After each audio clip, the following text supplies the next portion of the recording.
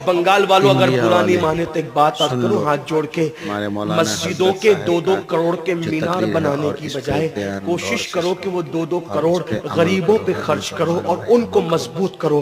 اگر ہماری قوم 10 سال میں مضبوط ہو گئی تو 2 نہیں بلکہ 10 کروڑ کے مینار ہم بنا سکیں گے۔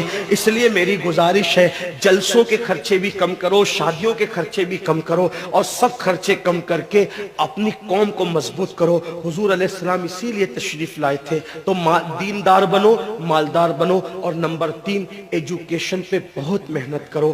کوئی بھی جاہل نہ رہے، کوئی بھی ان پڑھ نہ رہے، خوب پڑھاؤ اپنے بچوں کو۔ 10ویں 12ویں تک کبھی مت رکنا، بلکہ اپنے بچوں کو IAS بناؤ، IPS بناؤ، ڈاکٹر بناؤ، انجینئر بناؤ۔ ڈاکٹر بھی BUMS والا مت بناؤ بلکہ MD اور اعلیٰ سے اعلیٰ ڈگری دلاؤ۔ اب آپ کہیں گے مولانا پیسے نہیں ہے، میں آپ سے کہتا ہوں ہر سال عید پہ نیا کپڑا نہ بنانا پڑے نہ بناؤ، دھلے ہوئے کپڑوں پہ عید کر لو، لیکن اپنے بچوں کی تعلیم پہ خرچہ کرو۔ اسی طریقے سے کسی اور جگہ پر پیسے لگانے کی بجائے 10 سال اگر ان 3 نکات پر آپ نے محنت کر دی، دیندار بنو، مالدار بنو اور ایجوکیشن کو عام کرو، ہر بندے کو پڑھا لکھا بناؤ۔ آپ کہیں گے مولانا نوکری نہیں ملتی، میں کہتا ہوں ہم نوکری کے لیے نہیں پڑھتے، ہم اچھا انسان بننے کے لیے پڑھتے ہیں۔ اس لیے کہ پڑھے لکھے کی تجارت میں ان پڑھ کی تجارت میں فرق ہے، پڑھے لکھے کی گفتگو میں ان پڑھ کی گفتگو میں فرق ہے، پڑھے لکھے کے اٹھنے بیٹھنے میں ان پڑھ کے اٹھنے بیٹھنے میں فرق ہے۔ دیکھو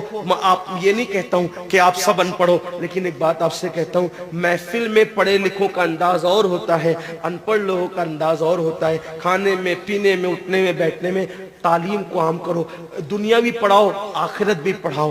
اپنے بچوں کو اتنا علم دو کہ وہ مسلمان رہے، سچے مسلمان رہے، اور اپنی بچیوں کو بھی اتنا علم دو سچی پکی مسلمان رہے، اور اسکول، کالج، یونیورسٹی میں اعلیٰ سے اعلیٰ تعلیم دلاؤ۔ اور یاد رکھنا غربت کا بہانہ مت بناؤ۔